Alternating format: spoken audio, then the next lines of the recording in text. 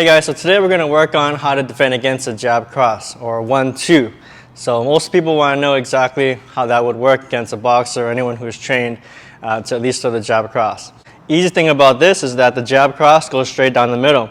You're not looking at hooks yet, but we're just looking at trying to dodge a fist size coming straight at you like a bullet. We're going to teach basically how to get offline, how to use your hands, and how to use your feet in footwork wise. Like those three ways are ways to get around the straight jab cross. So if we did it with the hands first, it'd be an easy drill, not doing too much with your feet yet, but just getting used to the timing of parrying it across, look like that. So here, boom, 1, 2, 1, 2, 1, 2. Good, so figure out the timing. You're gonna watch your partner. When they throw it, they can also throw it off timing, so he has to actually make me think about when he's gonna throw. Boom, thing, right? See, you gotta watch him. Right, one tip to how someone throws. If they're telegraphing, you're gonna definitely see that hooking wind up. Another one, you watch their shoulders. And when I look at the person, I'm kind of looking right at either their throat or chest area. So between throat and chest, and sometimes gazing up the eyes. The eyes also give away when they're gonna attack. So that's ways to kind of anticipate the attack coming at you and what to look for as the jab is coming.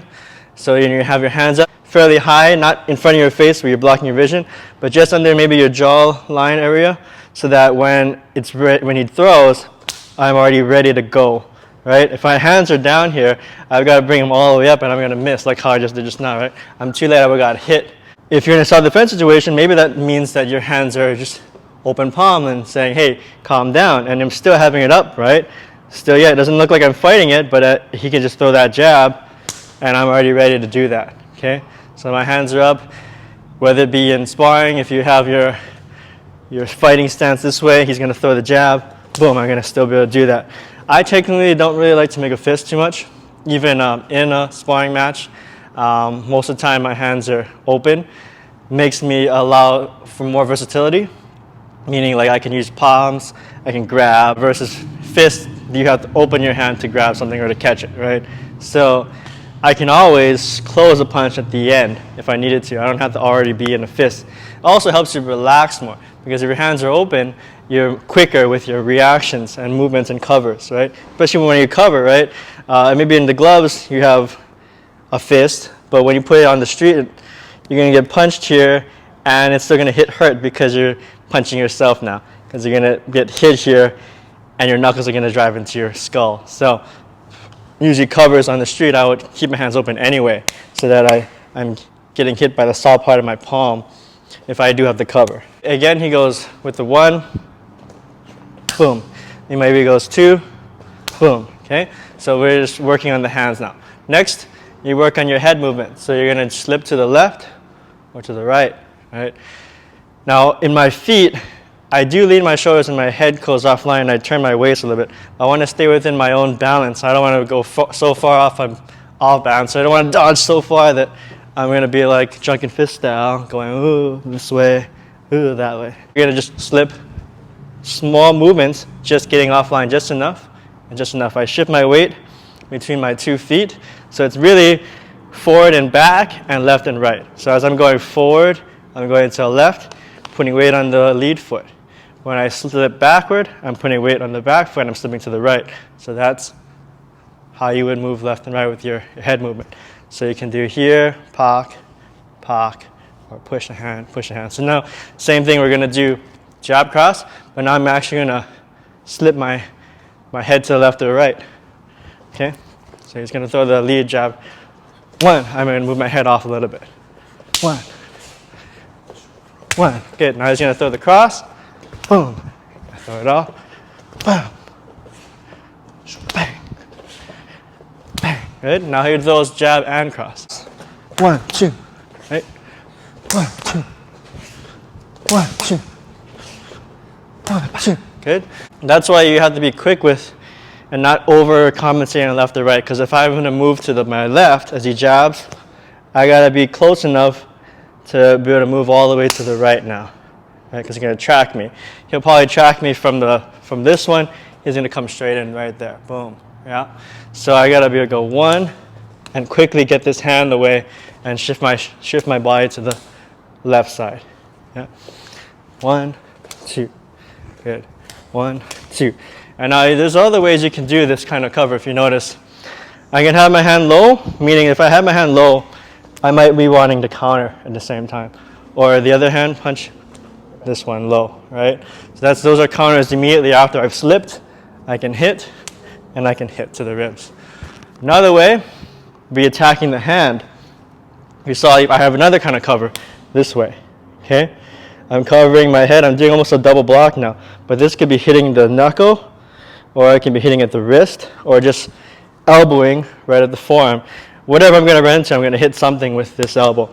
So as he comes in with that, boom, I might be hitting right to the elbow, upward, or I'm at least covering now. I'm closer here, and since he's too far for this hand to attack now, since I would have done this with that punch, this could be a lopsided hit right there.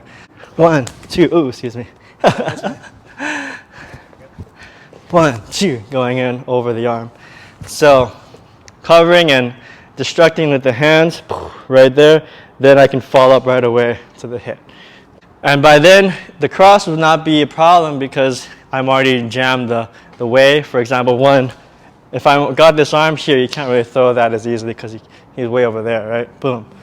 If I am ducking now though, so let's see, we're going level change. So another way to dodge is to do a level change. Instead of going just offline, I'm going to shift down a bit to get more reach, and my lead foot is going to drive in like this. I'm sticking the punch this way. So it's going to go boom, like that, right through his body like that. Bam, right? Okay, like that. Bam. So I'm going to go right through his chest. And by then, I'd have to, if he does track me with the other hand, boom, I'm going to have to sweep under. And then I'm going to check this arm as I punch again. So slow motion, he's going to go under. I'm going to sweep around, elbows. So 1, sweep, 2. 1, sweep, 2. Boom, dodge, dodge. So this time it's a double dodge, right? So we're doing it slow again. I'm going to duck down, I hit, I sweep underneath. I'm catching this arm so he can't come back, and I drive this punch over. 1, sweep, punch. 1, sweep, punch. And that's why it's good to also have this side covering, because if he does, timing-wise, if I mess up and I come up too late, too early, I have this at least coming in. So boom, 1, sweep around, boom. So I can still do that same cover as I duck under, and then I'll catch over and hit. So I'm doing it slow now. Boom, cover, grab, hit. Boom, cover, grab, hit. Maybe you get caught with this cross. Boom, right? I used to have a cover there, and I can still punch from there. So it's always good to have this hand coming up as coverage, going up, going up. So now if you're moving off, you better at least have either this hand covering or this arm covering. So there's a couple parries you can do, across or here, right? Same thing on the other side. I'm going to go parry across, or I'm going to cover this way, right? Parry, cover. What's good about the high cover is that it's good against straights and hooks.